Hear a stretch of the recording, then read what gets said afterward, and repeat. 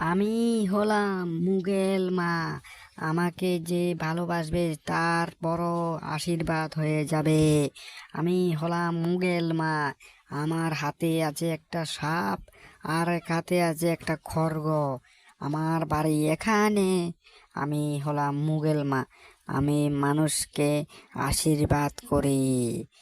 আমি আশীর্বাদ করলে অনেকজন ভালো হয়ে যায়।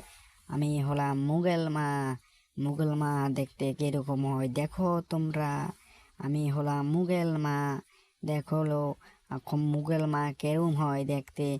আজকে আমার কাছে একটা লোক আসবে। সেই লোককে আজকে আমি তাকে আমি আশীর্বাদ করব। তোমরা দেখো আমি কিভাবে আশীর্বাদ করি।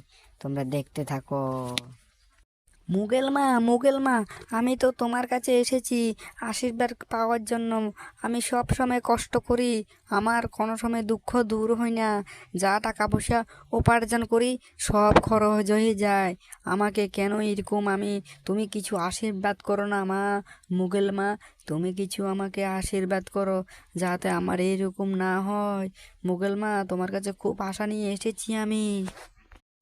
তুই কোনো চিন্তা করিস না বাছা, আমি হলাম মুগেল মা।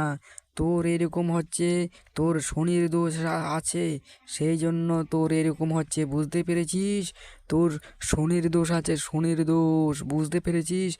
তুই শনিবারে শনি পুজো একটা দিয়ে দিবি, তাহলে তোর সব কিছু ঠিক, বিপদ আপদ কেটে যাবে।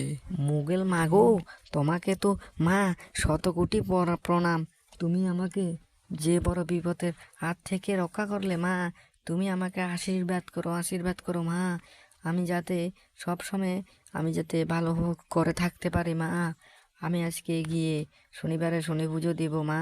তুমি আমি আমি দিব। তুমি আমাকে আশীর্বাদ করো। ঠিক আছে বাছা, ঠিক আছে। তোকে আমি আশীর্বাদ করছি। তুই যাতে সব সময় সুন্দর করে চলিস, বুঝলি? আর যখন বিপদে পড়বি তখন তুই মুগেল মাকে স্মরণ করবি। তোর মুগেল মা তোর স্মরণে আছে, মনে রাখবি।